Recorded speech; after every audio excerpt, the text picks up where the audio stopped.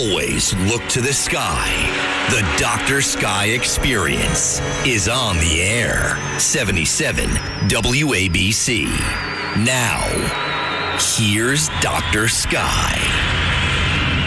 Welcome to your weekend from the Powerhouse Blowtorch Signal, Talk Radio 77 WABC, and from the center of the universe, New York City, to the nation and the world.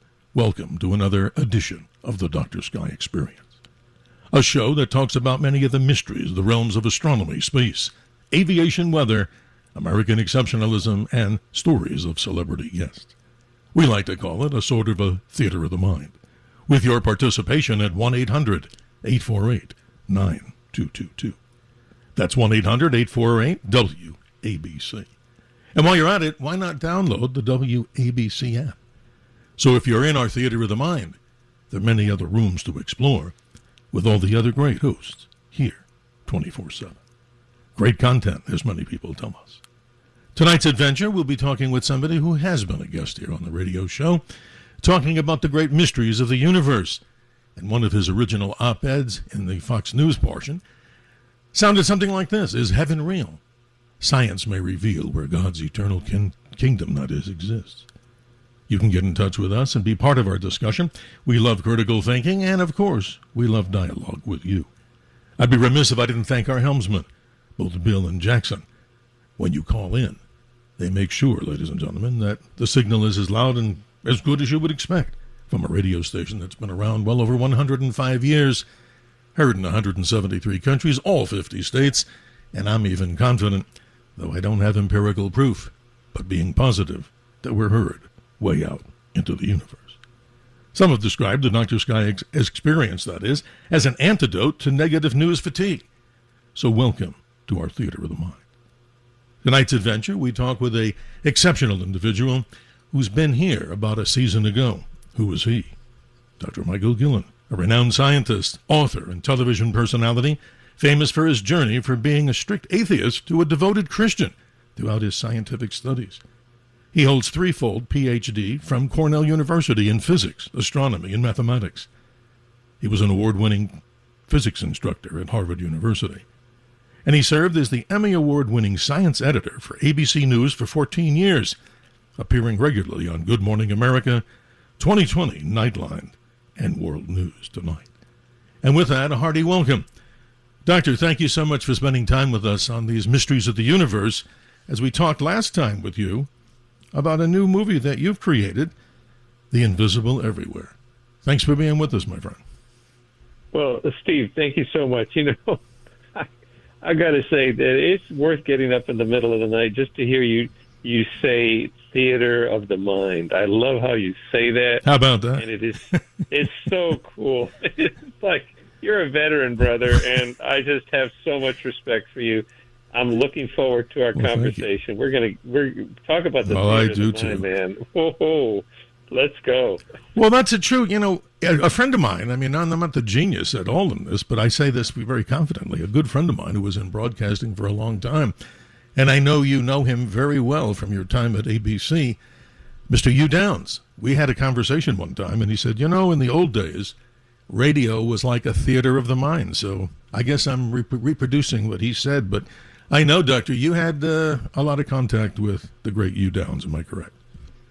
Yeah, I miss him. I remember the day when, I was at ABC News and very busy doing 4 shows. And one day in the internal email system at ABC News, lo and behold, right there in my inbox, I see that I've gotten an email from Hugh Downs.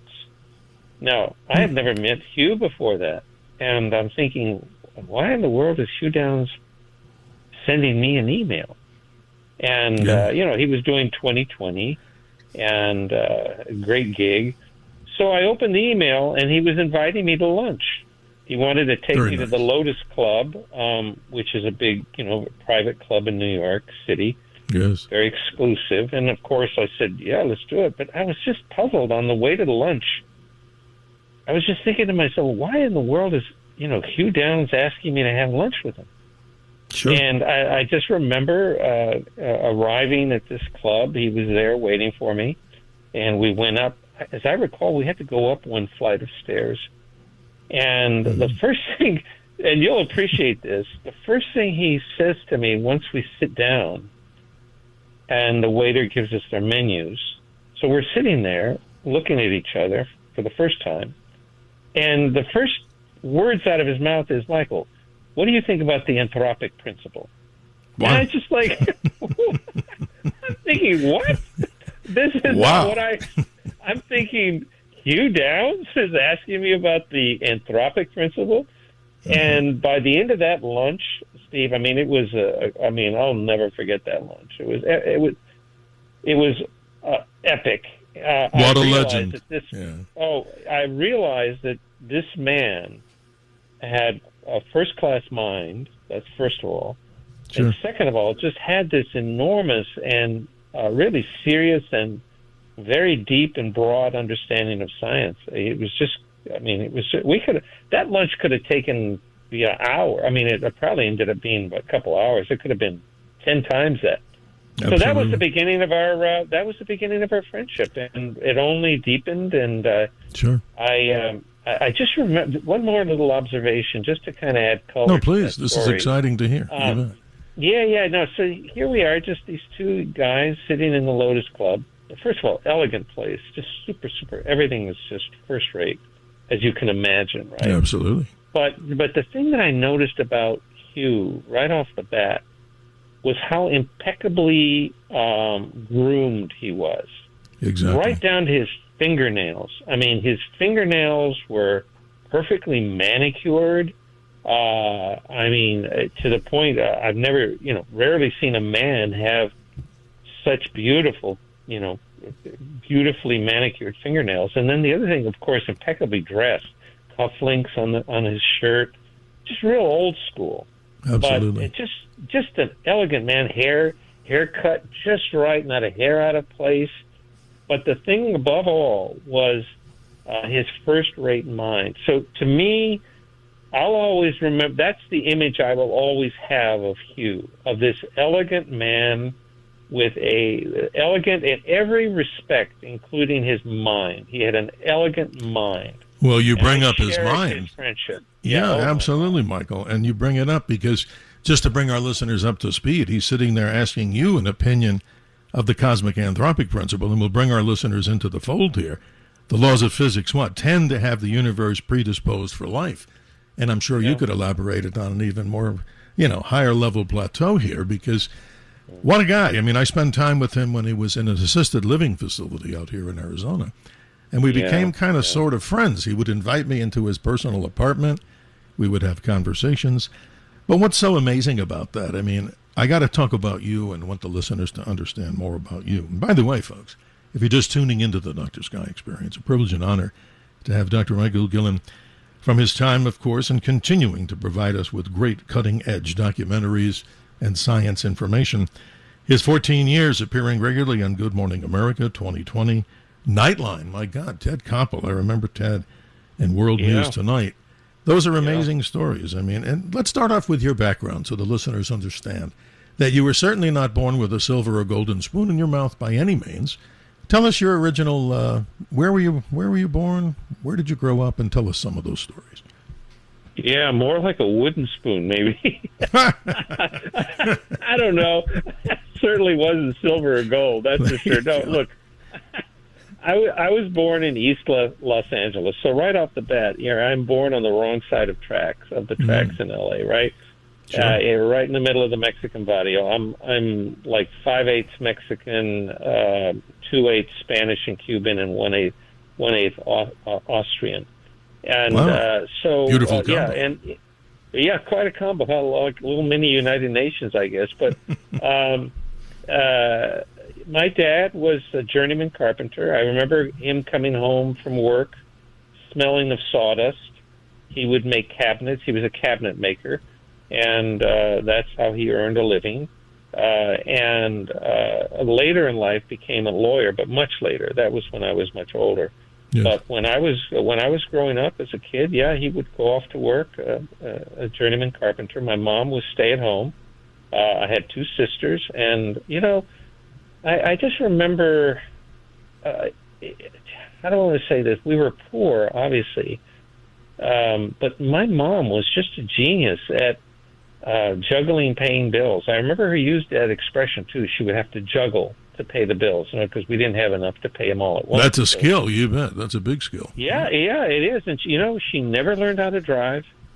So my mom would have to walk to the supermarket, and then she would bring the shopping cart to the house, and then I guess returned it. I don't have a clear recollection of that, but she never learned how to drive to this, right to the end. She never in her life learned how to drive a car. So, and I remember telling her, "Ma, one day I'm going to be old enough, and I'm going to drive you around. Don't you worry about it, Ma." So yeah, it was just a really humble beginning. And the other thing that was remarkable, I think, or not remarkable, but was cogent, relevant, is that I just remember I had a teacher, Mrs. Cook, in the second grade, and Mrs. Cook, I don't know if she's responsible for this or not, but I fell in love with science in the second grade. That's when I can, if I think back, that's when it started for me, Steve. And I dreamt of becoming a scientist. I mean, literally had dreams. And that dream took me from the Vadio of East LA to UCLA, where I got my bachelor's in physics and math, then to Cornell, where I got my master's in experimental high-energy physics, and then again the PhD in physics, math, and astronomy, then to Harvard. It's been quite a life. Not at all what I would have expected. And here I am talking to you. I mean, you're an inspiration, really, Doctor. Really, seriously, you're an inspiration, because let me say this: so many people out there who have children, and stories like yourself. This is not an easy path for anybody to go and move up the ladder. So obviously, you're an inspiration to me, because imagine how many people are listening right now, and they're sitting there listening to their radios, whether they're driving, whether they're sitting home, whatever, and they're going, my son or my daughter certainly aspires to go into the science world or this. And even if you didn't have a lot of money, it's just about inspiration, perspiration, and what? The continuance of believing in yourself. And it happens because you're telling us this. And it's an amazing story. And ladies and gentlemen, just tuning in if you are, a very interesting guest for the 2 hours. And we're going to get into some very deep subjects from a man who can explain it in a way that I think makes it more simplified, because the great mysteries, as we talk about on this radio show, that's why I go to people that are more focused than I am and have the expertise. And how could anybody complain that the show is boring if they ever would say that? Because I don't want to sit and talk. That's not my style for 2 hours about anything other than bring people on. So the contact number, 1-800-848-9222. If you'd like to join us in what we call, as I know the good doctor likes, a theater of the mind. So it's possible. You just obviously, I wouldn't call it luck. I would call it perseverance. But let's continue on with this, because there's so much to talk about with you and the listeners, I'm sure, too. This is fascinating to me. You write this op-ed, which goes back into the early portion of the year. And I, tagged it before, but it's called, Is Heaven Real? Science May Reveal Where God's Eternal Kingdom Exists. Give us your analogy of what the summation of the op-ed is. I think it's very powerful. And it leads to some really interesting ideas from science.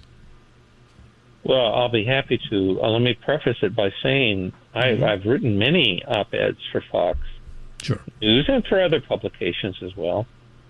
This one just went, not only viral, it went super viral.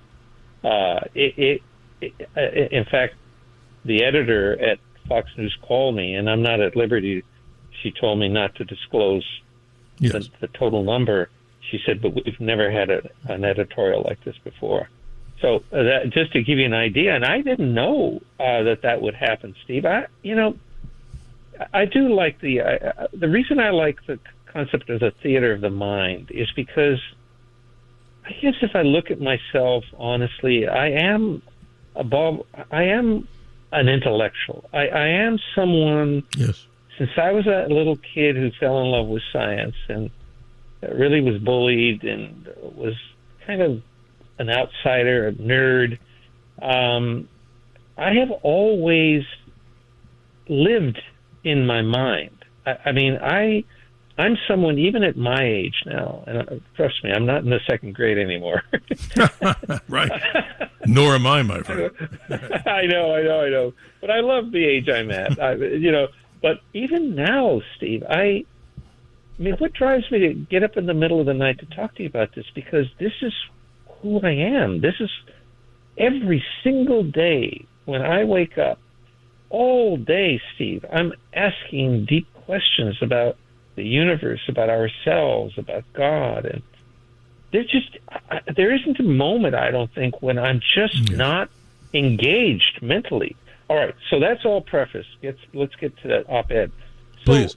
One day, I just was thinking to myself, again, theater of the mind, I'm just thinking, I wonder, I believe in the Bible through and through, without qualification. I've studied it cover to cover. I've read it many, many times. I've taken deep dives. I know what I believe. I can explain what I believe. And so follow me on this. I'm thinking, okay, well, heaven is a real place, right? If it isn't, then I can't claim to believe the Bible, because the Bible speaks about a destination called heaven.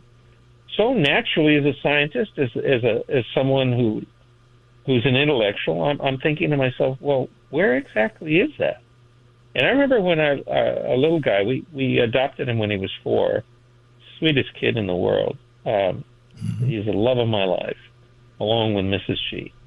And we were sitting at the dinner table once, and he said, "Daddy, can you drive to heaven?" And How cute. How cute. from the mouth of babes. And that's kind of what I was thinking. Well, okay, I knew you can't drive to heaven. Sure. But I was asking myself just an obvious question. Okay, heaven is a destination. I believe that. The Bible says so, and it gives us certain clues. So I started looking at the clues. Again, approaching it from a very scientific point of view. And it may sound preposterous to some people. He said, like, how dare you, Dr. G? How dare you even think about where heaven might be? Well, I dared, okay? So kill me. Right. So I just started thinking about this, and, a week, 2, 3 weeks, it just was on my mind day and night. And then finally, I just thought to myself, okay, it's time to put pen to paper and to share with others what I have, some of the thoughts that I have. They're not conclusive, but they're speculative. But they're not stupid speculative. They're, they're well thought out, right?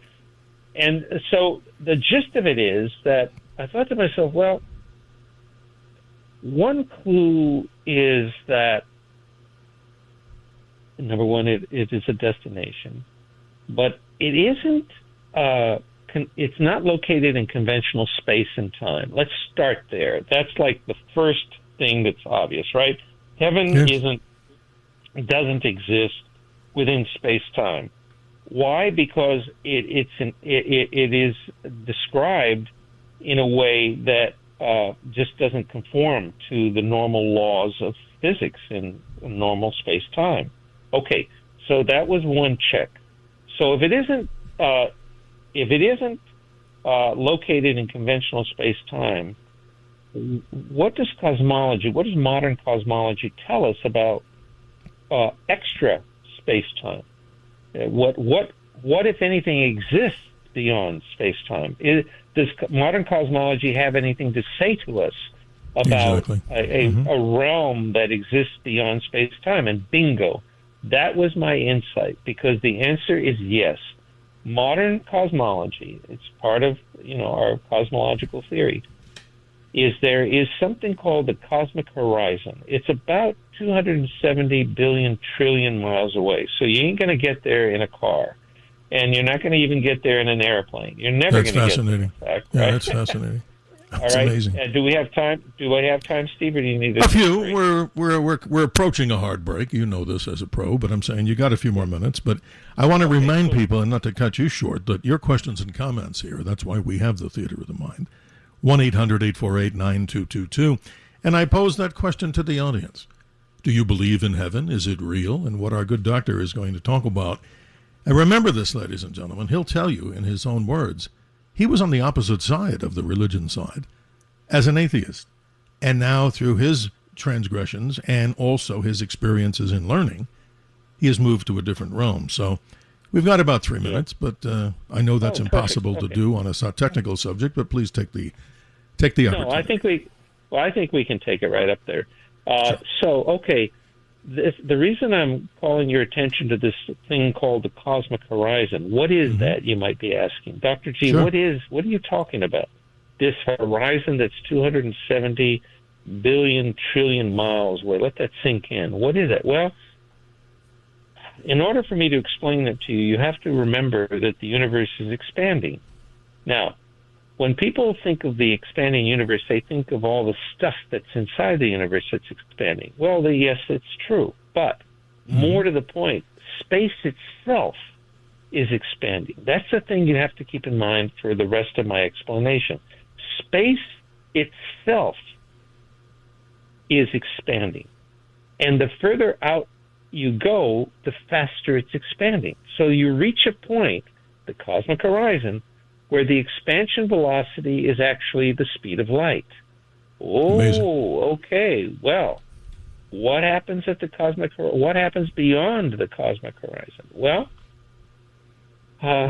what we can say, according to the special theory of relativity, is no material object, which includes you and me, Steve, and all the people listening to us right now, none of us can ever travel at the speed of light.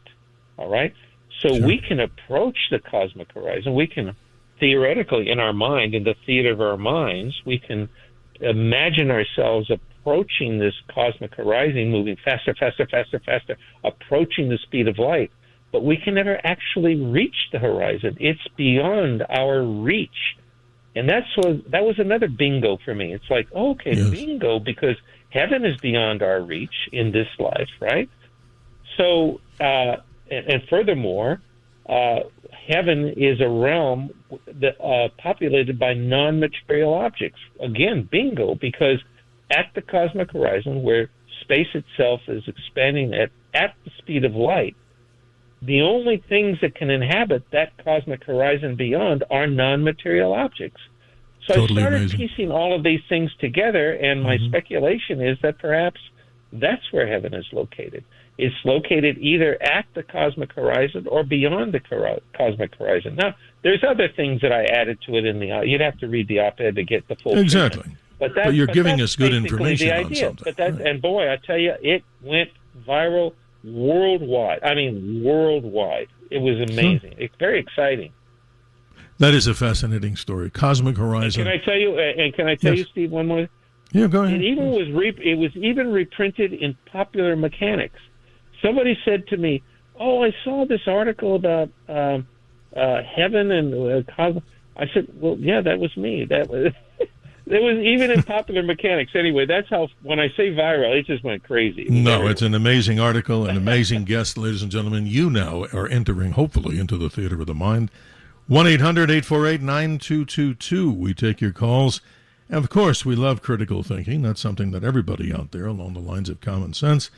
But we love to have a dialogue, and I think that's so important in this world today, when so many people might even say, what the heck is critical thinking? Well, I think you'll get some doses of that throughout these 2 hours with many of our special guests. And like I said before, some have described this. A listener sent this to me and said, your show, The Dr. Sky Experience, is an antidote to negative news fatigue. So if that's true, that's up to the audience to decide as we talk about the many mysteries that are out there in our universe as we celebrate the weekend for Father's Day and just around the corner, one of the longest days of the year, as you know, the summer solstice, Sunday, the 21st at 4:24 a.m. Eastern Daylight Time. More with Dr. G, as we like to call him, on the Dr. Sky Experience with your questions and comments as we drive deeper into your weekend. We'll be right back. This is the Dr. Sky Experience. Always look to the sky. 77 WABC. Now, here's Dr. Sky. Recently, Hugh Downs was asked why he enjoys listening to the Dr. Sky Show. I think the reason is simply that with the amount of time he has two things going. One is the knowledge to know science, and the second thing is the ability to get it across to people who might not quite understand it, and you get it across correctly. That's quite admirable. Any attempt to improve on God's creation will distance you from God's creation. A quote from author Alan Cohen.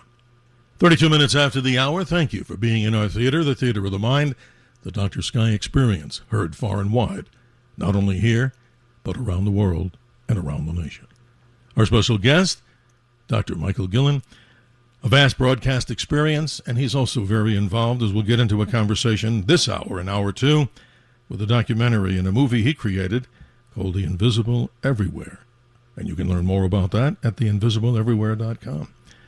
Doctor, thank you. Well, the phone lines are lighting up, as I would expect here. And again, thank you for spending time on this early morning for you. Let's go to the phone lines and welcome Robert in Philadelphia. Robert, you're on with Dr. Michael Gillan. How are you this morning? Hi, Dr. Sky, and your guest, Dr. Gillan. I appreciate you, and I'd like to first say the Happy Father's Day to all the good dads and strong single moms out there. Amen. This is like a fantasy team, a dream team, you two, because of your areas of expertise have a lot to do with some of the crazy conversations I have with my brother and stuff. And my question will show you how far those conversations have gone, perhaps. Tesla once said that understanding the universe requires understanding energy, frequency, and vibration. Now, I know that the Earth has a frequency of 7.83 megahertz, I believe it is. And everything on it, I believe, operates within a frequency of 7.83 megahertz. Now, if we were to transplant life, doesn't necessarily have to be Mars. Say it was more conducive to life, but like right. Mars, it has a frequency of 2.4 megahertz. Would that inhibit us from procreating there? Would that change our genetics? I mean, is there any theories or maybe books on whether or not my child would be the same as me if he was born on a planet with a different frequency? Does that sound too crazy? Dr. G, we get some amazing callers with great questions. You have the floor, sir. This is probably much more in your area of expertise than I could ever dream of. Well, Robert, that's a doozy of a question, and I love it. Yeah, and when you say frequency, I'm assuming that you mean resonant frequency, that the Earth, because every material object has a resonant frequency. Is that what you're asking, Robert? Yes, sir. Well, it's very, very interesting question. I don't know of any literature that I've read about, but here's the thing. Here's how my mind starts noodling on that. Very, very interesting question. When we try to do life experiments up at the International Space Station, the life forms, usually they tend to be little plants. I think they're spinning up a few small animals, rats or whatever. We do see that they are they don't grow the same way that we do, and in fact, there's been a lot of speculation that could create whole new industries out in space where we can grow things that we just can't grow down here, and a lot of talk about pharmaceuticals, especially being manufactured up there than down there. Now, that has more to do with gravity than it does about the frequency. But it's an interesting idea that to what degree life on Earth is influenced by the resonant frequency of the Earth. Honestly, boy, Robert, you've got my mind going now, because I'm thinking that if I were a grad student again, I mean, if I were 20 something, which I'm not, I think that could be a great, and I'm telling you this seriously, I think it would be a great PhD thesis topic. That's amazing. Because it is. It really. Well, Robert, I love the thinking. On that. Yes, Robert, I just wanted to bring something else into the conversation. I want Dr. G to respond on this.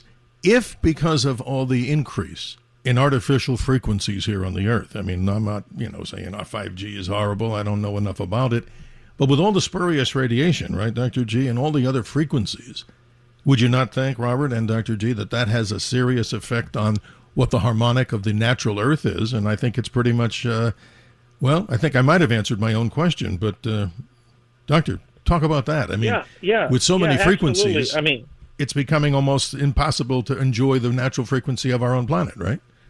Yeah, there is a lot of radiation pollution, and when I say radiation, I mean across the electromagnetic spectrum. I mean, if we had eyes to see the pollution of all frequencies we're bathed in this just pool of multi-frequencies. But I wanted to get back to, it is interesting because, Robert, you really have me thinking now, and I'm not going to be able to go to bed after this because because it just see what you did, Robert. Well, because here's the thing. The only one. And this is how my mind works. Okay, Robert. We know now there are published studies of how frequencies affect the brain. It can cause cancer. Now, there's a lot of controversy about that. Some people think that's not credible, but there is a real body of literature out there that has shown how the body reacts when it is exposed to different kinds of electromagnetic frequencies. I'm not talking about acoustic frequencies, and that's a whole other story, okay? Because, for example, a riot police will use sound to control a crowd. And there are certain frequencies where your rib cage will resonate with that frequency. I can't remember what it is. It doesn't matter.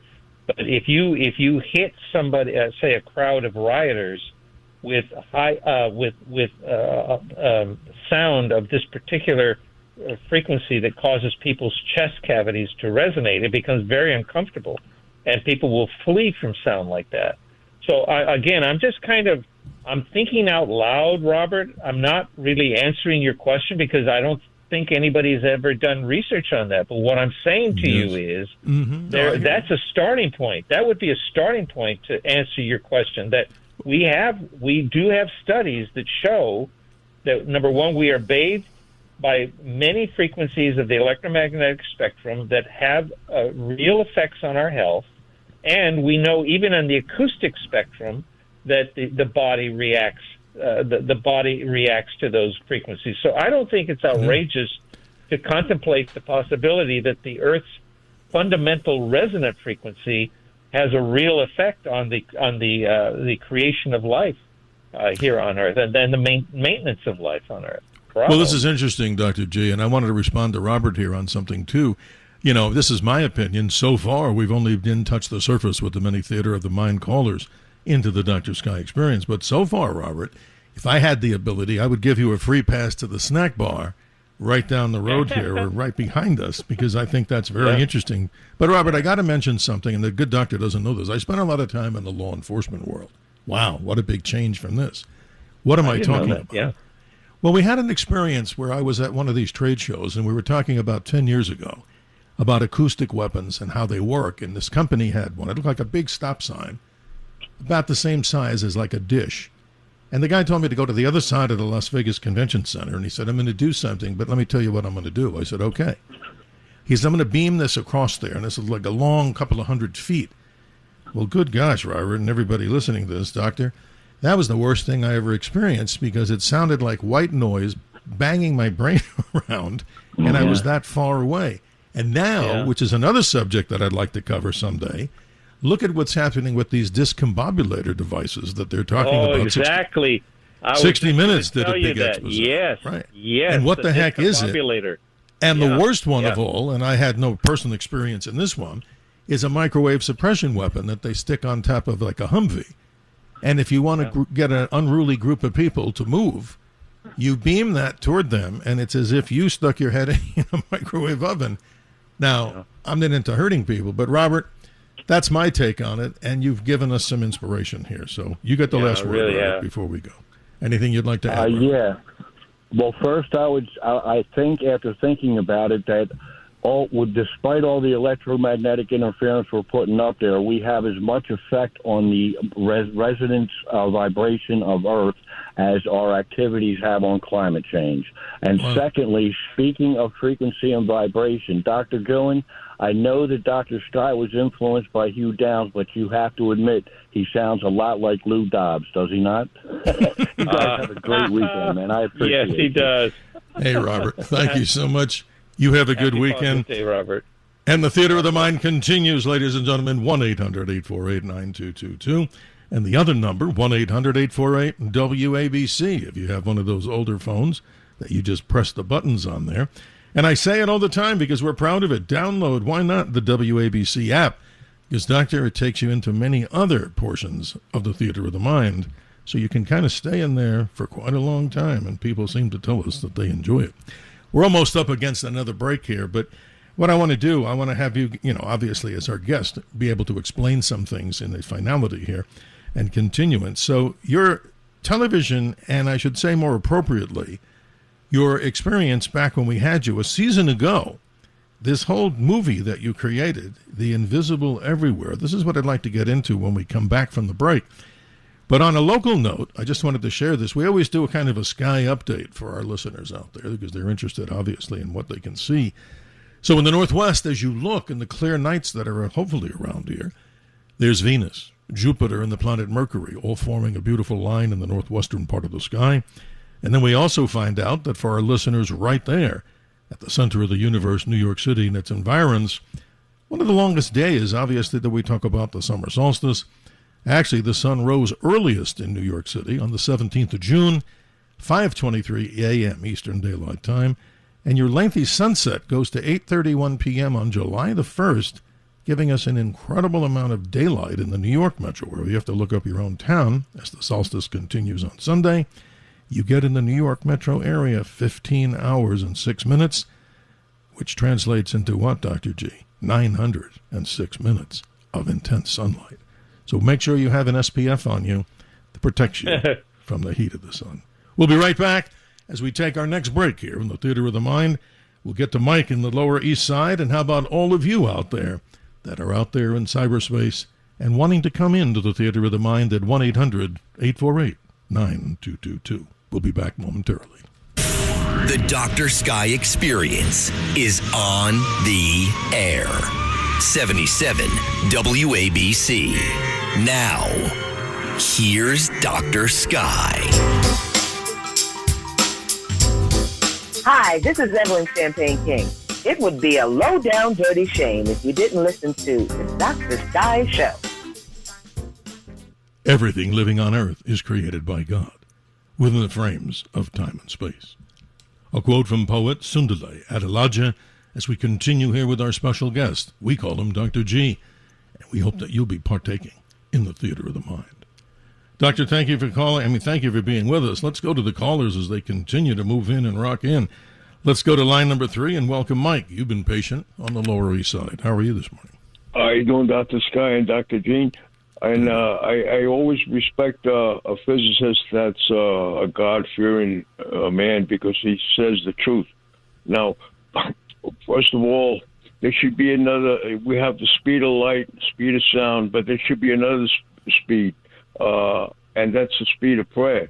Because when I say a prayer or even think it, it goes to the seventh heaven, and that's the furthest part probably in the galaxies. But there's another thing that I want to ask your guest, Dr. Sky, and that is, sure. I heard a while back where from another God-fearing physicist that our atoms, our atoms and all of the atoms around the universe and everything are held together by God. In other words, the way we're all put together with our atoms and nucleus and all that, we're supposed to come apart, blow apart, incinerate. Maybe your guest can elaborate on that, because I don't understand that too much. Well, good, Mike, and we appreciate you. Doctor, this is very interesting as we talk about the spiritual realm more and more here.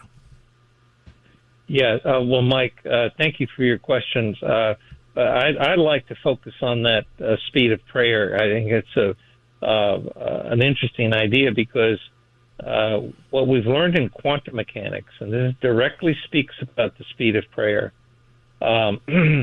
is that there's a phenomenon called quantum entanglement. Now, what does that mean? It means this, that let's say you have two electrons that are close to one another, and we separate them. And just, again, the theater of the mind, imagine separating these two electrons so that there are literally opposite ends of the universe.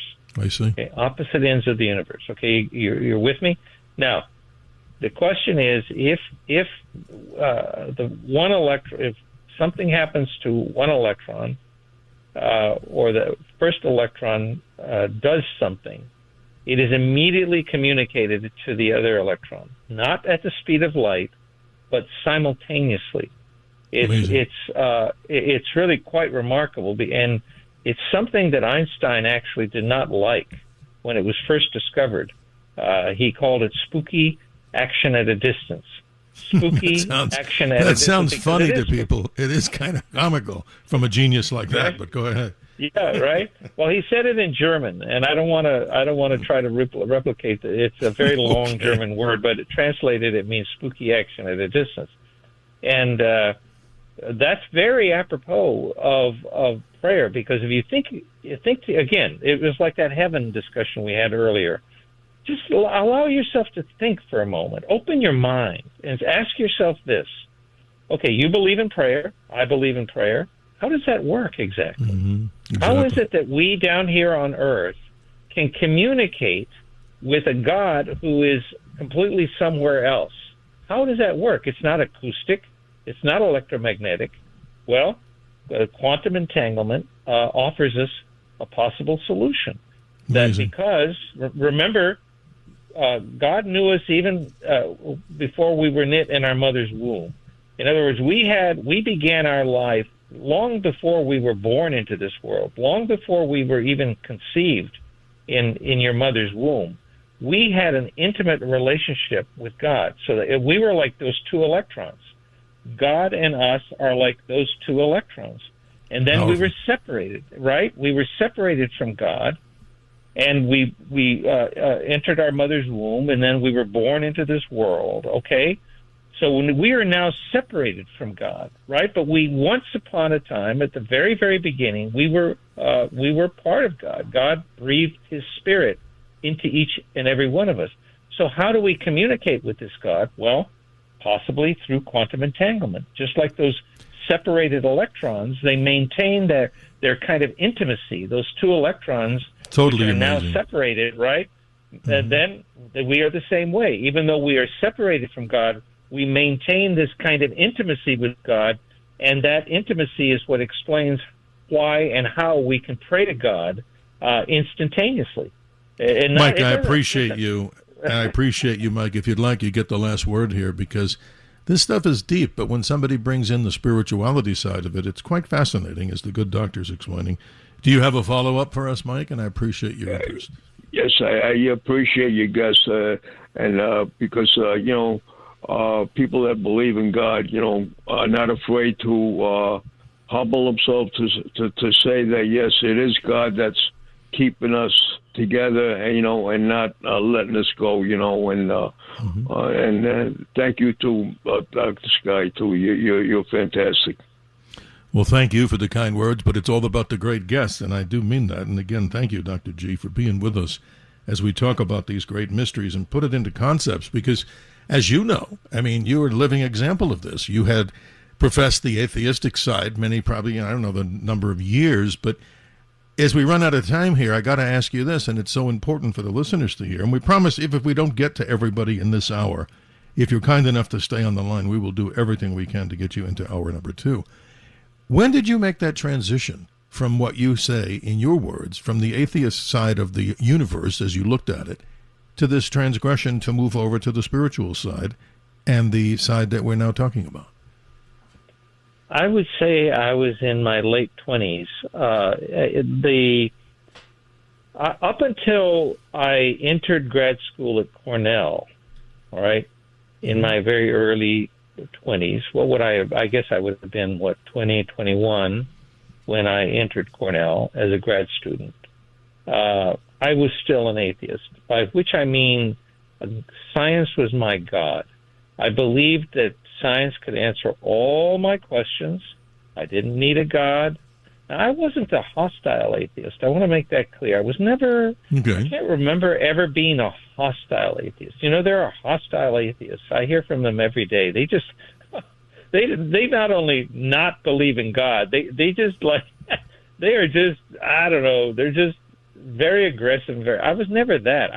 God wasn't on my radar. Yes, but a stream of consciousness just hit me. Now, you also, as you were in Cornell, you had some intimate, well, in the sense of school, close contact with Carl Sagan. And is it fair to say, I'm not going to put words in your mouth on this, was he more on the side of being an atheist from some of the things I might have read? And I don't believe everything I read. You had some interaction with him, correct? Oh, gosh, yeah. I mean, it was interesting because, again, this was dumb luck, or maybe it was God's providence. Mm-hmm. But when I got to Cornell, Carl wasn't well known. It was while I was a grad student at Cornell that he became famous. I had a front row seat on his ascension into this kind of world famous astronomer. I took classes from Carl. I mean, I took exobiology classes from him. That's a study of extraterrestrial life. But even equally significant is Frank Drake was also a professor of mine, astronomy professor. And, you know, people don't know necessarily as much about Frank as they do Carl, but Frank is really the father of SETI, the search for extraterrestrial intelligence. Exactly. We can get into that if you want. But both Frank and Carl, it was just my good fortune that Frank and Carl were my astronomy professors. In fact, Frank was also on my thesis committee. I mean, he was there grilling me at the end of all my work, you know, for like 4 hours before I was given my PhD.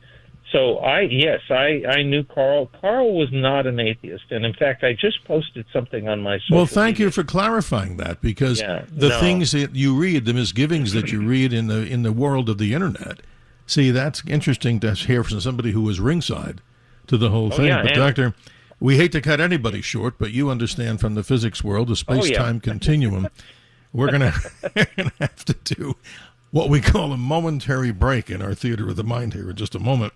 But let me say this, in all respect to the callers, like line 2, Edgar in the Bronx, line 4, Dave in New York, line 5, Jim in New York. If you're kind enough to stay on the line and continue, ladies and gentlemen, to call, because the theater of the mind is never full here. At least that's what we tell you. We don't turn away people. The number to call to get in is 1-800-848-9222, and we'll have so many deep, deep conversations with our special guest. But can you promise me, and I'll promise you to ask, I want to talk about the invisible everywhere. This is something that you've created, and you can share with us in hour number 2 the means of how you procured this particular video, movie. Find fascinating, interesting stuff here. 1-800-848-9222. If you're just joining us, you're doing something, and you turned your radio on, or you couldn't sleep, or for those listeners out there that work hard, they drive the trucks, they're up all night. The nurses, the doctors, and people having lunch, as they call it, at this time of night or early morning. Welcome to this show, the mysteries of our world and the things that we talk about that we don't really have answers to. And we'll also get into a conversation with Dr. G on his interpretation of Disclosure Day, Spielberg's movie with Emily Blunt. And if you don't know that actress, if you saw the movie Sicario about the drug cartel, she played a very prominent part. A Quiet Place 1 and 2, what an amazing movie. And now Disclosure Day, one of Spielberg's, as people are telling us, epic movies about when are we ever going to be told the truth about the UAP UFO situation. We'll be right back. Join us for hour number 2 with the Dr. Sky Experience just around the corner.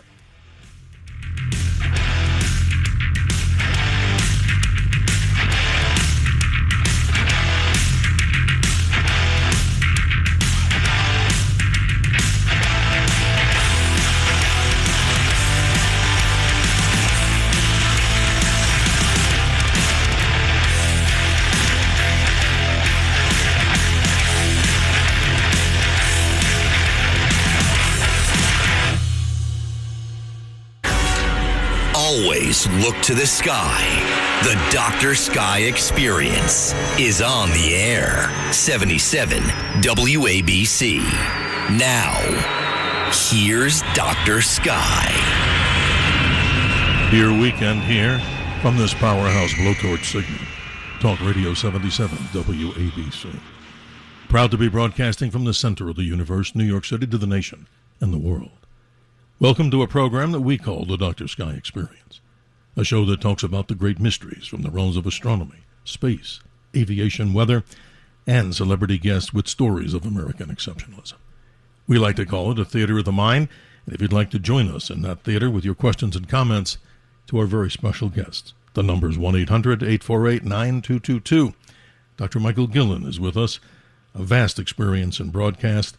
His 2 or 3 PhDs, ladies and gentlemen, in astronomy, physics, and mathematics from Cornell University adds the spice to the conversation.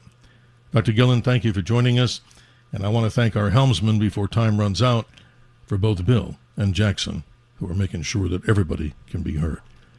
Thank you, Doctor. Let's continue, if we may, with the phone calls, because they've been very patient. Let's go to line number 2 and welcome Edgar in the Bronx. You're on with Dr. Gillan as we move to hour 2. How you doing? Yeah, I'm fine, thank you.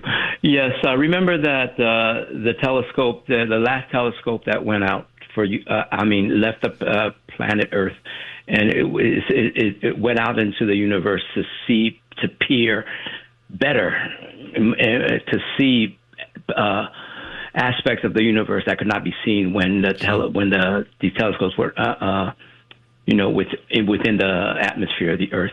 And then so that telescope that's enabled us to see those regions of the universe that we couldn't see before. Come to find out, it's showing aspects of the universe that defy our current understanding of the laws of the universe. They see things that should not be happening. Maybe the galaxies looking so old. When did they have time to form? Can you elaborate anything? Your guest elaborate anything along those lines? That is great question, Edgar. Thank you, Doctor. He brings some very powerful stuff to the table here and information. Yeah, thank you. Thank you for your question, Edgar. It's right on target. Yes, you're talking about the James Webb Telescope, and it is the latest, greatest space telescope after Hubble and so forth and many others. The first thing you have to understand about the James Webb Telescope is it's an infrared telescope. Now, just so people understand, you can have an optical telescope, which looks at the universe in the visible part of the spectrum, right? Just like our eyes do. Yes. But then you have infrared, like the James Webb, which looks, it's basically creating a heat map of the universe. And the reason it's able to look, as Edgar very correctly said, the reason the James Webb Telescope is able to see farther than Hubble, Hubble is an optical telescope. It sees in the visual. But James Webb, because it looks in the infrared, can look farther out. And I'll explain that in a minute. I don't want to complicate things too much, but so let's make that distinction. That the James Webb Telescope is an infrared telescope, and because of that, it's able to peer further than the Hubble or any other telescope. Now, the answer to your question, Edgar, and you yourself alluded to it, is yes. James Webb Telescope is creating quite a commotion. You have to understand something. Even before the James Webb Telescope went up there, cosmology is in a crisis. Okay, now we don't have enough time for me to explain completely what I mean by that, but you need to keep this in mind, right? There's a cosmological crisis going on. What does that mean? It means that our standard cosmological theory, which is the inflationary Big Bang theory, that's the going theory right now, and cosmology is one of my specialties. And the inflationary Big Bang theory, which is our best cosmological theory right now, it has a lot of problems, not the least being what triggered the Big Bang. Believe it or not, we still can't fully answer that question. Okay, the speculation is that maybe there's something called the quantum vacuum. Again, I don't want to get too deep because I'll confuse people. But one speculation, one possible answer, right? Yeah, is that there in the beginning there was something called the quantum vacuum. Now, this is not your old school vacuum. This is not your granddaddy's vacuum. Not a Hoover, right? There you go. Not a Hoover, right? Exactly. I mean, because you grew up learning that a vacuum is nothing, right? You remove when you remove everything from a certain space, a certain volume, you're left with nothing, and that's what we call a vacuum. Well, guess what? The quantum vacuum. This is all part of modern cosmology. The quantum vacuum is something that is both, are you ready?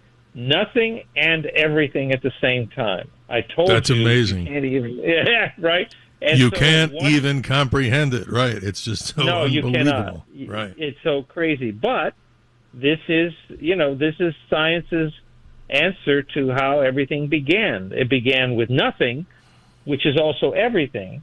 And so this hypothetical quantum vacuum is imagined to have spit out from nothing our entire universe. Okay, so that's why cosmology is in a crisis, because it is now depending on something as ridiculous, really, as the quantum vacuum. I'm just being quite honest with you. How something that is both nothing and everything. Well, you've got a problem there. Houston, you've got a problem. If that's your explanation for how the universe began, you've got a problem. You're in a crisis.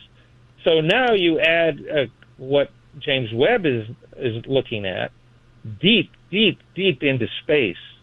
And lo and behold, as Edgar said, quite correctly, we are seeing fully developed galaxies at the very beginning of the universe. How can that be? It's almost as if a 100-year-old person just came right out of their mother's womb. It makes no sense. Right. So, Edgar, this is fascinating. Yeah. You get the last word if you have a quick response, because we want to move where we have a full board of callers. But, hey, everybody's important in the theater of the mind. Edgar, no, I appreciate. Yeah, I just, but people are working on trying to explain why they're seeing what they're seeing, right? Yes. Okay. No, thank you so much for your response to me. Well, I hope you'll join us, Edgar, in the future on this particular show, as we appreciate everybody. I want to mention, Dr. G, this is something, I had an interview a long time ago with a gentleman who talked about, you probably know him, cosmic inflation, Dr. Alan Guth. And boy, I'll tell you something, after that interview, I thought, and many people were calling in thinking that he was part of the President's Economic Council talking about inflation. And it was quite the opposite. But both of those concepts are very confusing. But here we go. Let's go to the far portion of Western New York, Dr. G, as we say hello on this morning, I should say. Line 4, we welcome Dave in New York. Dave, how are you this morning? I'm fine. How are you guys doing? We're doing well. Good. Happy Father's Day. Hi, Dr. D. Hi, Steve. Steve, you know who I am. I'm the Lester Del Rey Nerves guy. I remember. Yeah, I know you do. I haven't called for quite some time and listen a lot. Congratulations on your expanded show. I have a couple of questions.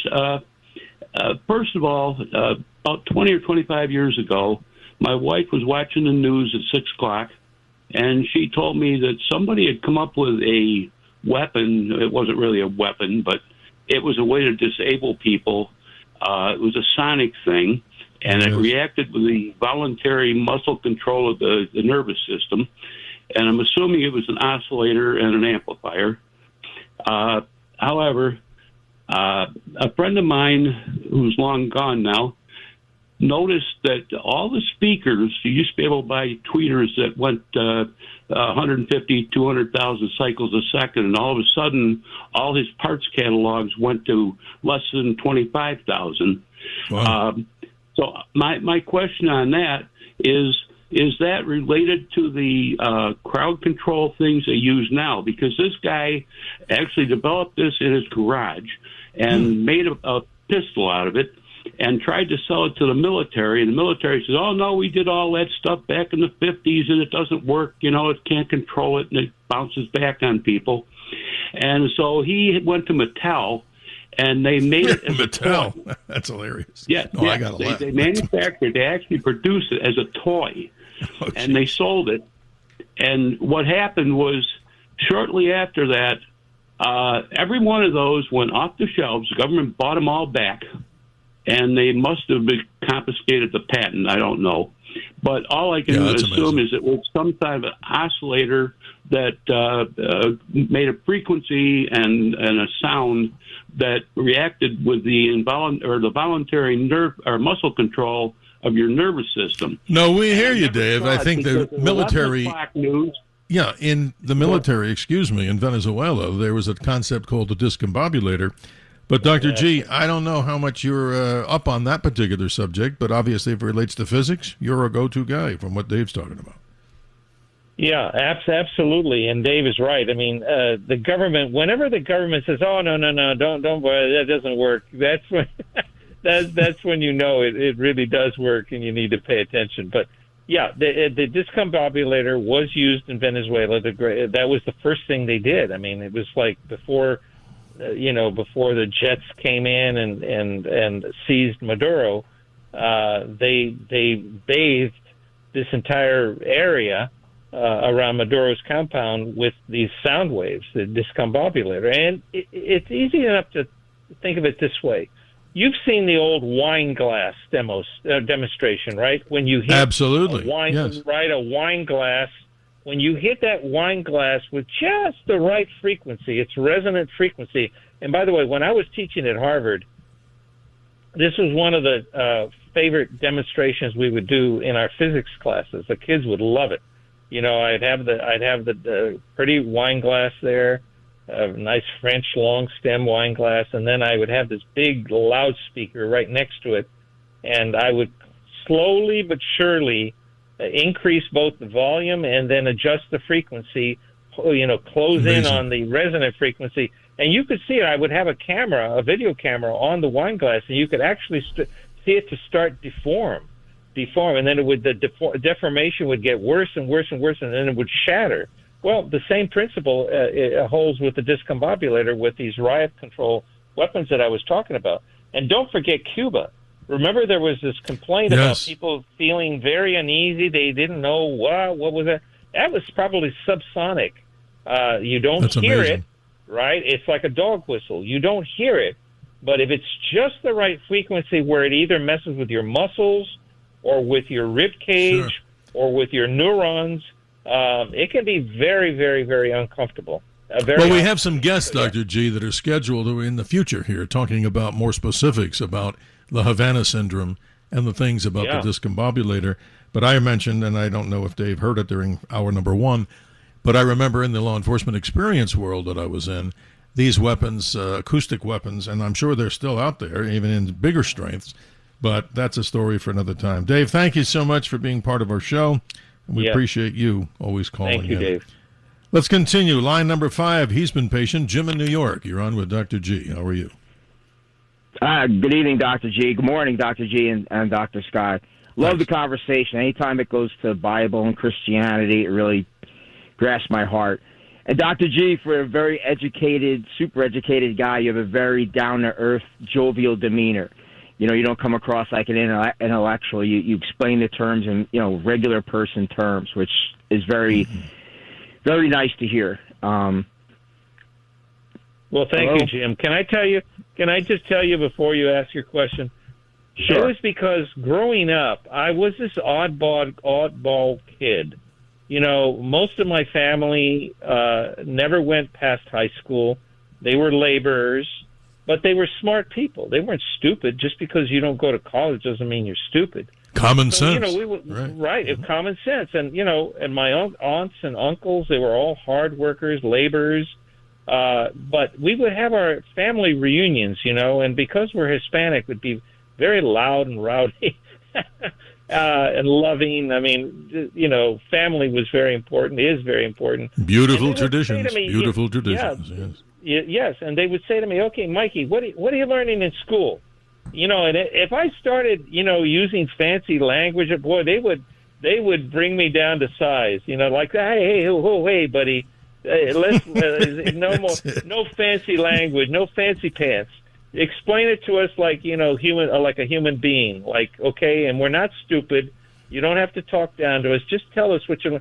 So I really credit, and I mean this seriously. I credit my aunts and uncles for forming within me this idea that you don't need to talk down to people in order to make concepts understandable.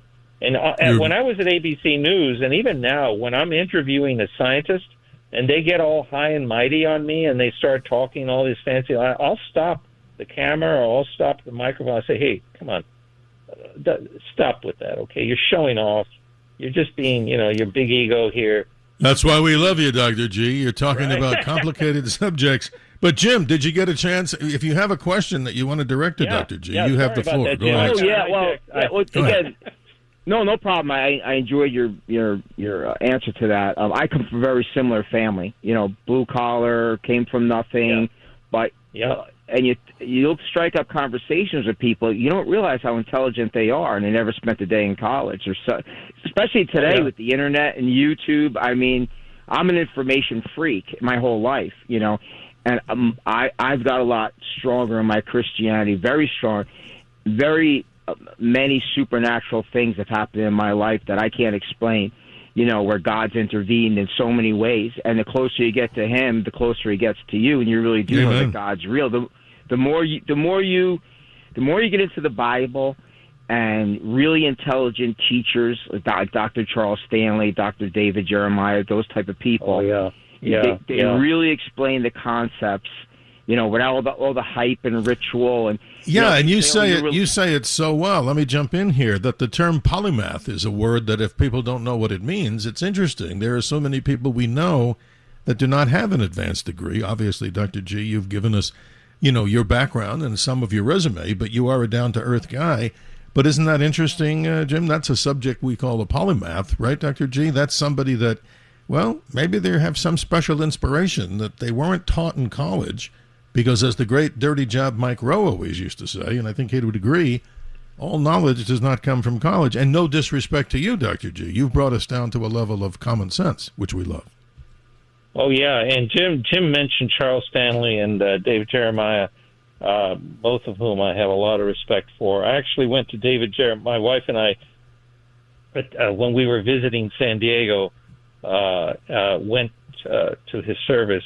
And just the other day, actually, because, Charles Stanley, he's dead, but his stuff is on YouTube. And the other day, I came across one of his sermons, and I watched it. And he's, just plain spoken, no histrionics, no, baloney.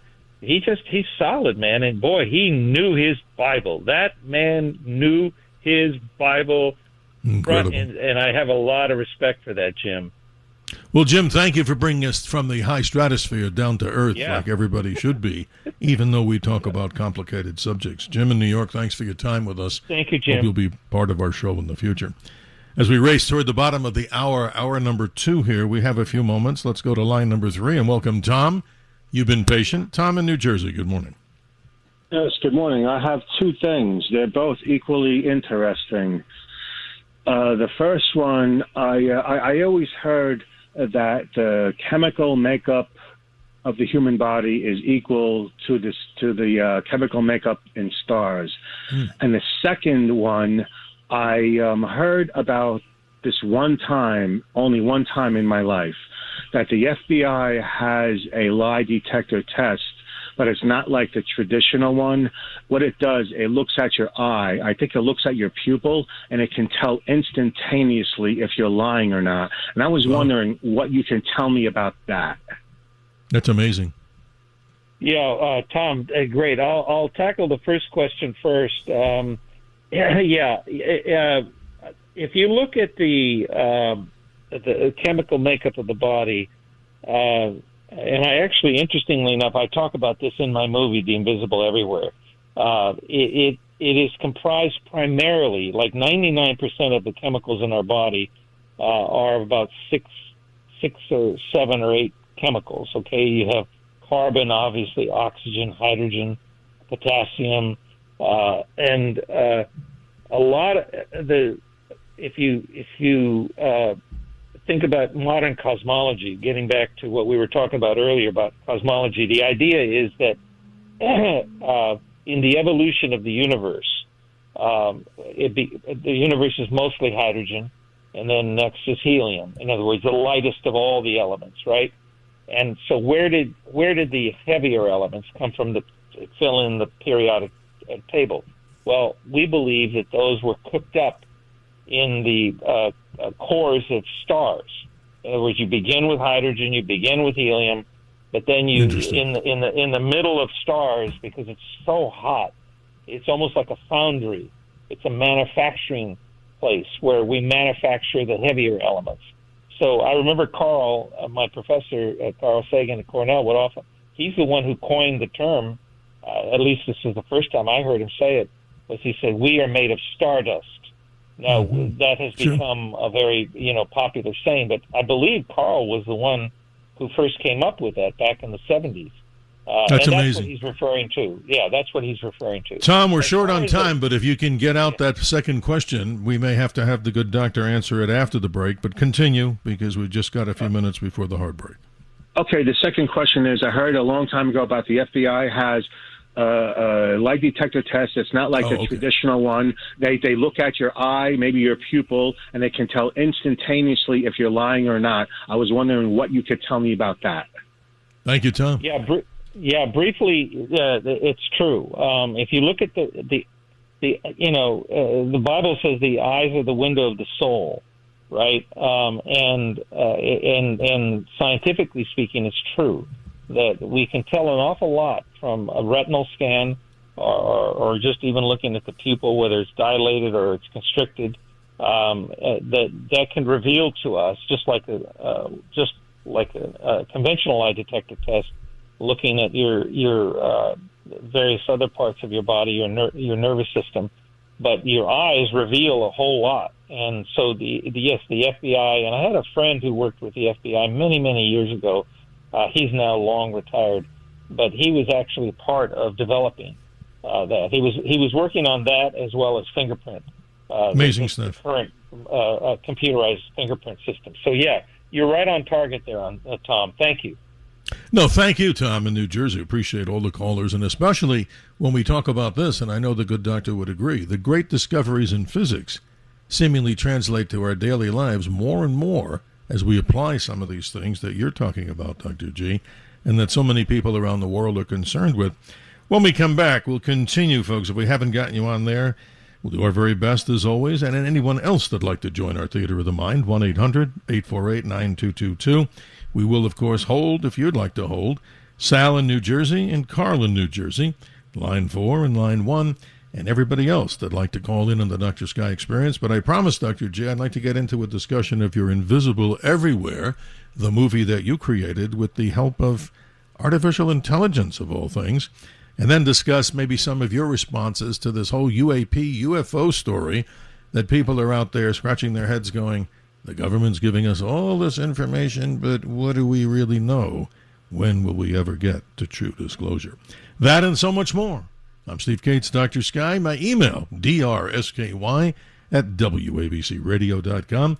We welcome your comments, and we've even gotten guest suggestions, which we've taken action on. No guarantee, but you can try. We'll be right back. The Dr. Sky Experience is on the air. 77 WABC.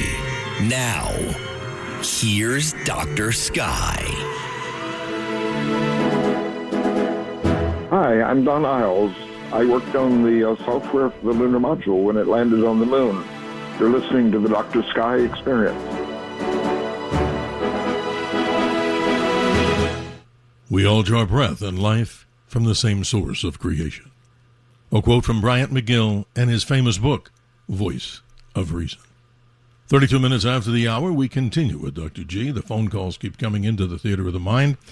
But, Doctor, before we go there, the Invisible Everywhere. I could do a long read on this, but I want you, because you're the author and you're the guy behind it, Talk about the passion behind the invisible everywhere, which you try to tell us a change in thinking from seeing is believing to believing is seeing. How'd you get started with this project? That's amazing. Yeah, it was about 7 years ago that I was kind of goaded into writing a book called Believing is Seeing. And the subtitle kind of says it all. It's a physicist explains how science shattered his atheism and revealed the necessity of faith. And so it was published by Tyndale about 5 years ago, hit the #1 on Amazon. It's still a bestseller. 5 years later, it's still a bestseller. But I had a lot of people saying, can you make it into a movie? And so about 3 years ago, I decided to write a script, 80 minutes, and then I figured I would produce it like I did my last movie, Little Red Wagon, produced in a conventional way. I had about a crew of 200, 250 people. Wow. Director, screenwriter, That's a lot of and all. people. Oh, yeah. Yeah, oh my God. I mean, it cost us like $8 million. And, that's an investment, right? Oh, yeah. And it went to the theaters and Walmart. It became best-selling DVD at Walmart, and then it went to Netflix for 4 years. Now it's on Prime and Fandango and Apple TV, and it's doing very well. I mean, it's got like a 4.6, 4.8 rating. It's a family movie, Little Red Wagon. So I figured, okay, I'll make this movie, the one based on my book, Believing is Seeing, the same way. And then really the Lord spoke to me last February, 25th of February, and called me to make it in an unconventional way, which I did. So I ended up using AI tools and to make this movie, and I'm now told that I am the first person in history. This has now been verified by many people in Hollywood and on all the chatbots, confirmed that apparently I'm the first person in history to make a full-length motion picture on my desktop computer by myself using AI tools. Wow. Level AI tools. Yeah. And that is an amazing accomplishment. Right. Yeah, That's incredible. I mean, that wasn't my purpose. My purpose was just to make a movie that tells my story where, science shattered my atheism and opened my eyes to the existence of God. Now I'm a devout Christian. And so that's all incredible. I wanted to do. Yeah. No, And, that's so incredible, you Dr. can- G, because it Yeah, goes it is. through, and I wish we had more time to dig deeper, but people can simply go to your website, theinvisibleeverywhere.com, and it explores answers to questions like this, and I won't spoil your movie because you're the one who's behind it. How did the cosmos begin? Where is the mind located? How did life begin on Earth? And are we just another animal? Is there life after death? Are we alone in the universe? And obviously the big question, does God exist? Which I'm sure you give some very, very strong evidence and answers. Let's continue with the callers. They roll here. Just a little questions, right, Steve? Just a little questions.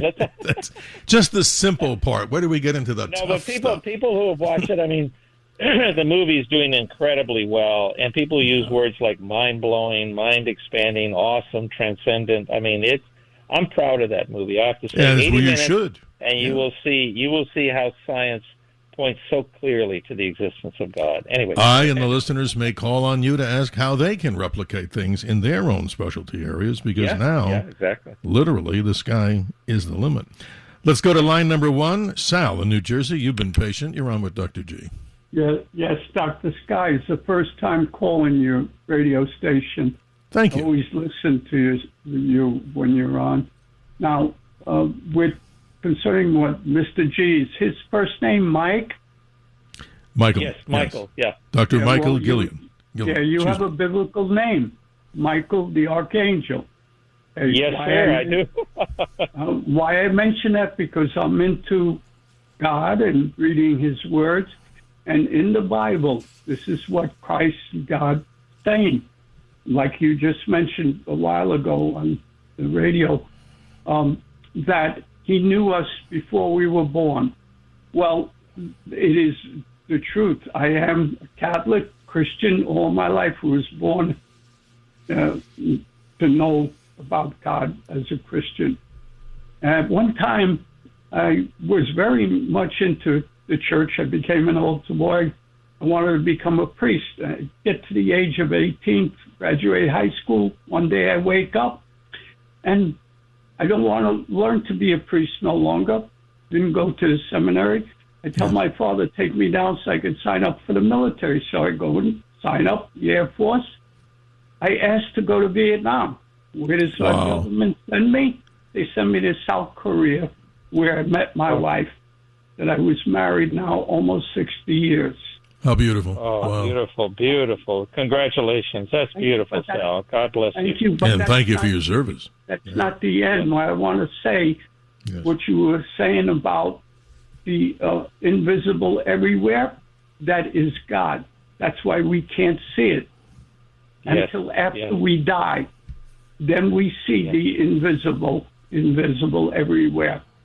And there's words in the Bible that state you must, by Christ, who is God, you have to be reborn to know God. Well, what I believe that means, and I'm sure you believe it because you now know God like I know God, that is after everyone dies, heaven is for every one of us. There's no such a thing as a place called hell, not for us human beings. Powerful. Yeah, this is powerful. We go to a place to wait on God to reborn us, and those places are the unseen, where we can't see, and don't know where God is, and that's why God created all the planets and the stars. Well, Sal, you and the good doctor are on a parallel train track here. This is incredible that we're getting this symbiosis and this agreement here. Dr. G, he brings up powerful things. And Sal, again, thank you for your service and your dedication and your belief system. Yes, Sal, thank you for your service. And can I say something? Because that was beautiful, what Sal just said. I was listening very carefully. And what a man. That's a true American hero, in my opinion. Amen. Child of God. But I want to say that you asked me a bit earlier, Steve, about when I made that transition from atheism. And I think it was, as I say, in my late 20s.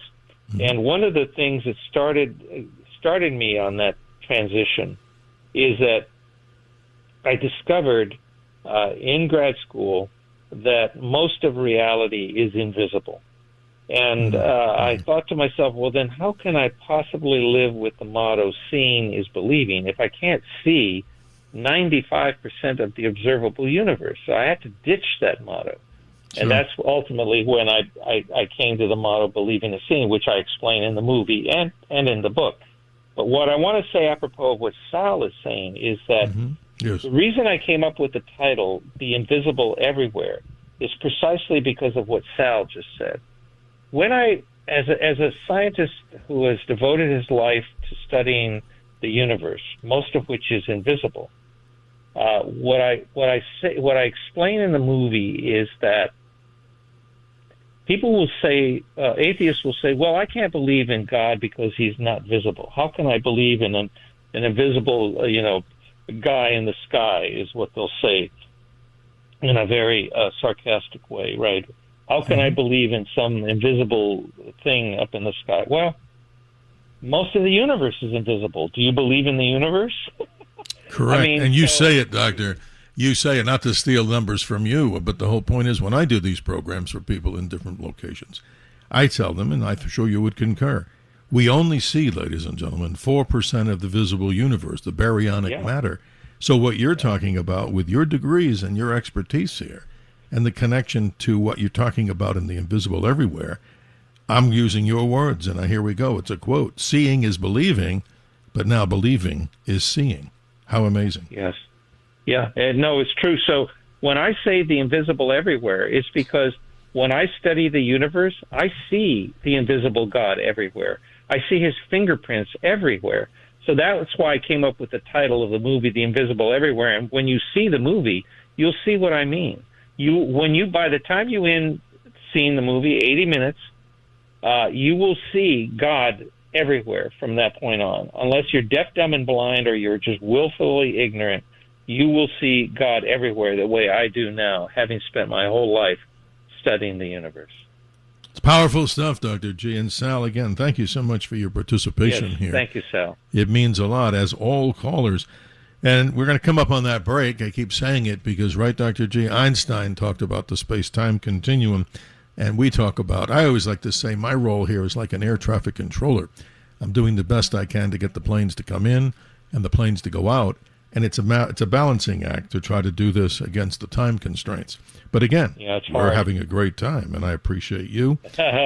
And like I said, folks, if you want to check out more of Dr. Gillan, or Dr. G, excuse me, The Invisible Everywhere, simple website, theinvisibleeverywhere.com. You'll learn so much. We see your calls, and we'll do our very best to get you in before the show moves on to a different time slot here as we move on to a different morning show. And always stay in touch and stay tuned, because right after this show, we're proud to pass the torch of conversation over here to another side of midnight with Lionel as he brings you into the early morning hours right around the time that the sun once again to appear just before that amazing solstice. But it's very interesting. We see Carl in New Jersey, we see Alan in Long Island, and we see Dave in Staten Island.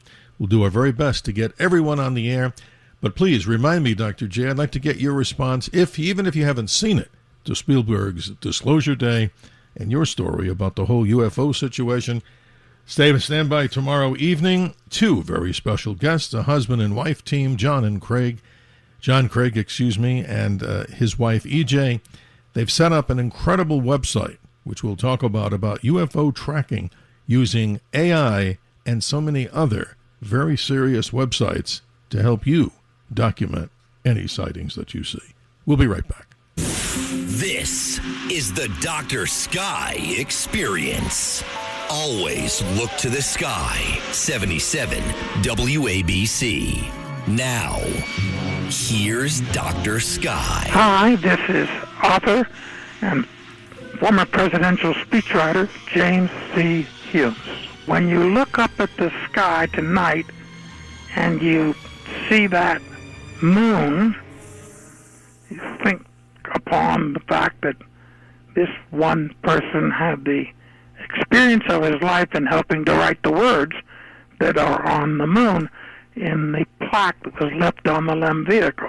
Here, men from the planet Earth first set foot upon the moon, July 1969. We came in peace for all mankind. And you're listening to the Dr. Sky Show. Walk around outside with a child, and you'll find out how beautiful God's creations really are. Author unknown, but makes so much sense, don't you think? 47 minutes after the hour, we continue with Dr. G to the top of the hour. Let's say good morning to line 4, Carl in New Jersey. You've been patient. You're on with Dr. G. Well, thank you, gentlemen. Appreciate the ability to speak upon a certain topic. And the idea is something out of nothing.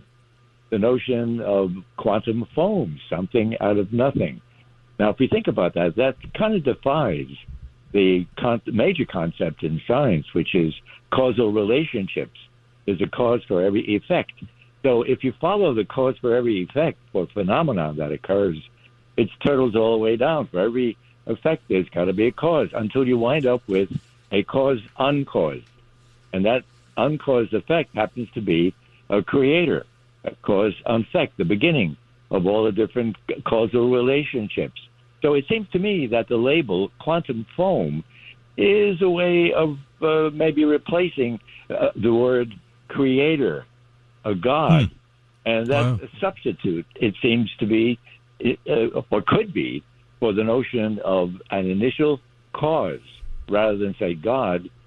Somehow or other, science sticks to something that represents natural phenomenon and seems to not want to jump into the area of the spiritual from the area of the physical. But that seems to be a label for this. That's amazing, Carl. It's deep and powerful, but I wonder what the good doctor thinks about that concept in the quantum foam world.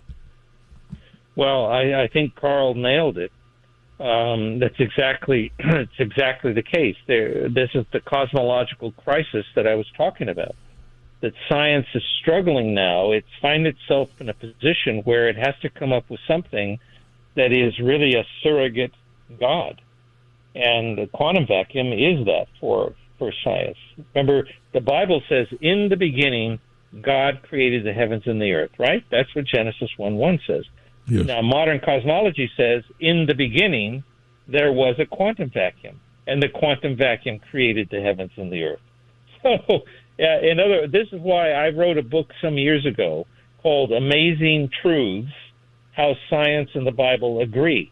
And this is something that confuses a lot of people. They'll say, oh, no, science has nothing to do with religion. Religion has nothing to do with science. Well, they're mistaken. The fact is that when you look at modern science, when you look at its theories, they use a different vocabulary than the Bible, but they're saying the identical thing. You understand what I'm saying? And that's the point Carl is making. Carl is making the very valid point that the quantum vacuum or the quantum foam is just a surrogate for God, saying God, because science does not want to get into the God business. But whether it wants to or not, it is in the God business, except they call their God the quantum foam or the quantum vacuum. Yes, and as Einstein irony, said, right? God doesn't play dice with the universe, too, and that's not a direct quote. But Yeah. Carl in New Jersey, thank you. I'm trying to get as many callers in, but before so, I want to have the opportunity to ask you your opinion, even if you haven't seen it. Spielberg's movie, from people you might have talked to or people out there that have seen it that you've talked to. Your response on this and the whole UAP thing. I know that could take hours, but just a quick response from you would be great. Yeah, I have not seen it. I wrote a Substack letter about it last week, or this week, I guess. Or no, it was last week. Here's my take on it. Number one, I have enormous respect for Steven Spielberg. I mean, this is a guy who in 1960, I think it was 1977 that he came out with the Close Encounters. Close Encounters, right? Mm-hmm. Close Encounters, 1977. That's like 50 years ago. But you have to go back to 1960 when Frank Drake did Project Ozma, where he used a radio telescope to search for signals from intelligent life. So that the 60s, the 70s, the 80s, you had Frank in 1960, you had Spielberg in 1977 have Close Encounters. We had Viking 2 being launched in 1977. Yes, that's true. Right. And then in 82, I believe, you had E.T., so you had, and then in 1992, I believe it was Contact, which was based on Carl Sagan's book Contact. Jodie Foster, right? Right, with Jodie Foster, right? So it was this wonderful 3-decade span of 60s, 70s, 80s, and even 90s, where people were just fascinated with extraterrestrials, and I think we're Spielberg with this new movie is trying to kind of recapture that same enthusiasm, that same interest, and of course it coincides with the government releasing all these UFO files. But totally amazing. I did a lot of stories at ABC News, Steve, on UFOs. I have an open mind about it. I even spent overnight in Pine Bush, New York, which is upstate New York. Sure. It's got the reputation of being the kind of UFO sightings capital of the country. And we pulled an all-nighter out there with my camera. I think I did it for Good Morning America. Oh, I cool. had people there who I interviewed who said they had been abducted, who had seen UFOs. But I'm just waiting for real, irrefutable evidence, and I just don't see it so far. But I think Spielberg is trying to kind of recapture that magic of those, the 70s and 80s especially. And I wonder if he will or not. He did $92 million in the box office last weekend. We'll see what he does this weekend. Well, thank you for your commentary. It's an ongoing subject that you hear all over media. And once again, tomorrow night on the Dr. Sky Experience, John, Craig, and EJ, his wife, they're going to come to us for 2 hours talking about something they've spent a lot of time from science, integration of AI into the AI and UFO UAP reporting system. We'll share that with you in less than 24 hours. Time is limited. Line number 5, Alan in Long Island. You've been patient. Your quick response or comment. Please continue. Gentlemen, there is no substitute for a strong, powerful America.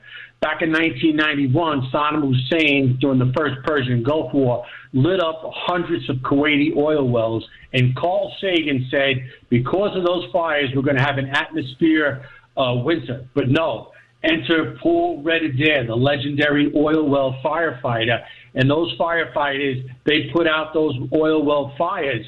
Now, a strong America can produce a red Adair, but we are now going into a state where we are now a third world country. So we are really headed for a demographic winter.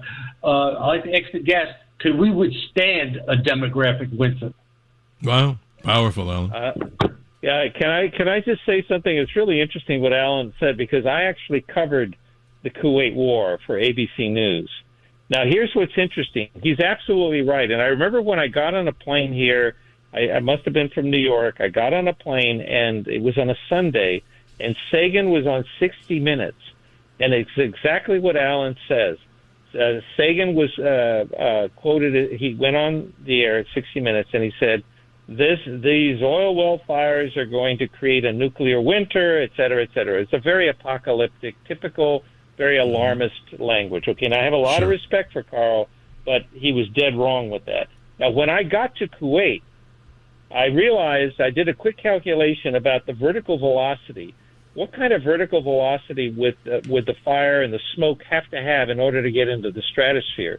And it was a simple calculation, and I knew right away that it did not have enough vertical velocity to get the smoke and the dust and all that to get into the stratosphere, that it was going to be limited to a regional it's going to be a regional issue, not a global issue. It was not going to create a nuclear winter worldwide. Exactly. And I actually went on World News Tonight with Peter Jennings, and I said that. And I remember getting the reaction from a lot of the other reporters who just looked at me like I had three heads when I said, no, it's not going to be a nuclear winter. They thought, who are you? And I ended up being right, and he's absolutely right. Red Adair, I live in Texas. Red Adair is from Texas, and he does this for a living. He caps these oil well fires. But I'll just say one more thing to Alan, because I get so excited when I heard him say what he did, because I was the first correspondent. Listen to me. I was the first correspondent to go through the minefields to get to the fires themselves. We were led by a man from Aramco. He took us there in the middle of the night. We went out there on our Jeeps, and he said, don't go to the right and don't go to the left. Just follow me, because there are mines all over the place. The Iraqis had laid mines, and we got there, and it was just about the sun was coming up, and I remember the roar of the fire was just like a jet engine, and the heat was enormous. And I was the first person to do a stand-up in front of those oil well fires, and I gave the report that night on World News Tonight that said, this is not going to lead to a nuclear winter. This is just going to be limited to a regional problem, and that's exactly correct. So, Alan, thank you. Powerful stuff. That up. And perfect, Dr. man. G, I wish we had more time, but to Alan, thank you for your contributions. Yes, sir. I apologize to Dave, Donald, and Frank. There's not time in this particular program, but try to get in earlier. I know that's a request, not a mandate, but we appreciate all of the callers to the Dr. Sky Experience. We like to call it the Theater of the Mind. Dr. G, I hope we do this again, and appreciate you staying up early, as many people are listening, depending on what they're doing. It may be the middle of their day, or it may be the start of their day. But thank you, and I appreciate you as a friend in the world of science, and just hope that you were happy with the experience that you went through here, and that hopefully you'll come back and we can discuss more of your projects and tap into that wealth of information that you can provide us here from your experiences around the world. Thank you so much for being with us. You're welcome, Steve. On a scale from 0 to 10, it was 100. So let's do it again sometime. That's like a logarithmic requirement. There you go, my friend. And thank you to our navigators, our helmsmen, as we talk about them so proudly. We thank Bill and Jackson. And I want to do a shout-out to owner and operator John Katsimatidis for giving me the opportunity of a lifetime to sit behind the microphone, and from the executive staff to Chad Lopez. See you in less than 24 hours as we talk more about the UFO subject. So when you see something, here is a new way to report it that talks about AI and science, and you ain't heard nothing yet. Stay tuned to the Dr. Sky Experience in less than 24 hours. Email me at drsky@wabcradio.com. And stay tuned for Lionel for another side of midnight, all the way to when the sun rises, just before the summer solstice. Peace and happiness and clear skies.